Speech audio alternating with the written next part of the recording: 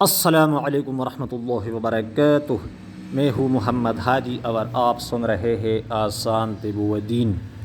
اگر چینل پر نئے ہو تو چینل ضرور سبسکرائب کریں۔ کلپ پسند آئے تو اسے لائک کر کے دوستوں کے ساتھ شیئر کریں۔ ناک، گلا اور پھیپھڑوں کی بنیادی صحت اور حفاظت کے لیے ایک آسان قہوہ اور دوائی کا نسخہ وہ ملاحظہ فرمائیے۔ ناک، گلا اور پھیپھڑوں کے امراض سے بچاؤ و حفاظت اور بیماری کی صورت میں علاج کے لیے مقامی جڑی بوٹیوں سے تیار کردہ مندرجہ ذیل قہوہ انتہائی مفید اثرات کا حامل ہے۔ قہوے کے اجزاء یہ ہیں: سونف 2 گرام، سنا مکی 2 گرام، گل سرخ یعنی گلاب کے پھول کے پتے 2 گرام، ادرک 1 سینٹی میٹر ٹکڑا، ملٹی 1 انچ، خلنجاں 2 گرام، کالی مرچ 5 عدد۔ ترکیب استعمال: تمام جڑی بوٹیوں کو 1.5 کپ پانی میں ابال لے۔ جب پانی 1 کپ رہ جائے تو چھان کر شہد یا شکر حسب ذائقہ ملا کر پی لے۔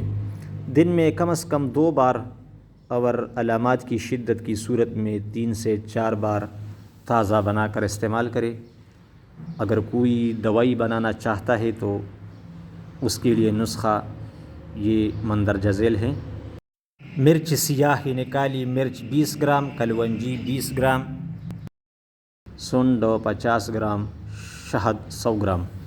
جڑی بوٹیاں پیس کر شہد میں ملا لے۔ صبح و شام 1 چائے کا چمچ تازہ پانی سے لے۔ کھانا کھانے کے بعد ہو تو بہتر ہے۔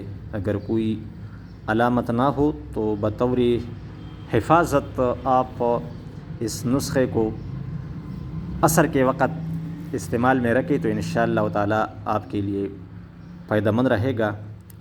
گلا، ناک، پھیپھڑا وغیرہ کا یہ حفاظت کرے گا۔ اصل میں آج کل جو موسم چل رہا ہے تو وہ خشک، گرم، یا اگر آپ ٹھنڈے چیزیں استعمال میں رکھتے ہیں تو خشک سرد تقریباً چلتا ہے، تو پھر ناک، گلے، پھیپھڑے کا مزاج بگڑ جاتا ہے۔ کیڑسا یا یوں کہوں خشکی زیادہ وہ بڑھ جاتی ہیں۔